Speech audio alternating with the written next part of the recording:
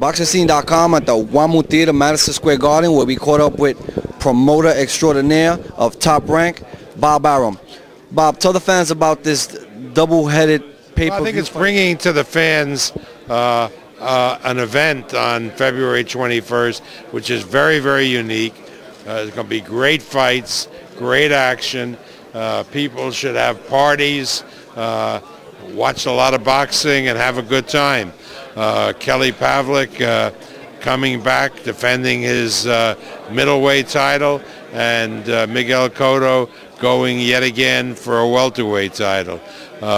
Two great warriors. They're in pretty tough, and it's a great card that will accompany them. Is this a top-ranked independent pay-per-view, and if so, why not HBO or Showtime?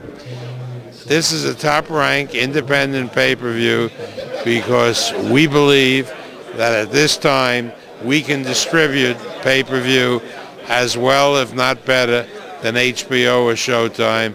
And, you know, in these economic times, to save the 10% commission you'd have to pay to them to distribute is a lot of money to make everything work.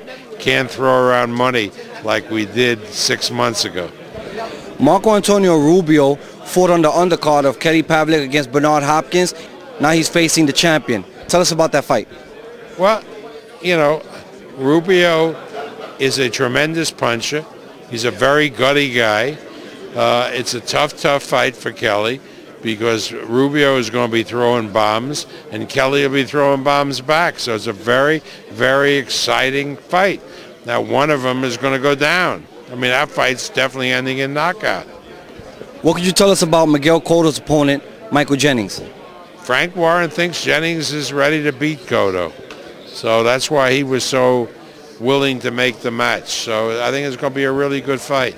As a promoter, how good do you feel being able to bring Miguel Cotto back straight into a title shot?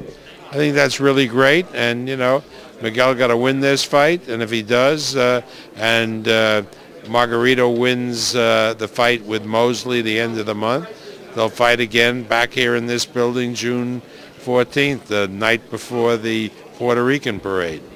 And what do you think about that matchup with Margarito and Mosley? And where do you think Mosley is along in his career? Well, I think Mosley is, you know, sort of on the back end of his career, but he's still very dangerous. He's still a very, very good fighter. And so I look for a lot of action in that fight. Margarito, you know, the Tijuana tornado, he's still coming on like a tornado. I mean, the reports I get from Margarito's training camp are just unbelievable. There's been rumors, and I want to get it straight from your mouth, that Julio Cesar Chavez Jr. was mentioned as an opponent for Oscar de la Hoya. Your thoughts? Julio Cesar Chavez Jr. was mentioned as an opponent for Oscar de la Hoya by the Julio Cesar Chavez Jr. people, not by the de la Hoya people. So until they mention it, it's a non-starter. Bob, tell the fans why they should tune in on February 21st to this independent top-ranked pay-per-view. Well, they're going to see a lot of action.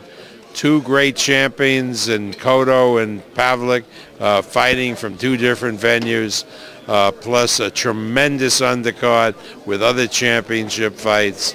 Madison Square Garden, Youngstown, Ohio, a fun night of boxing.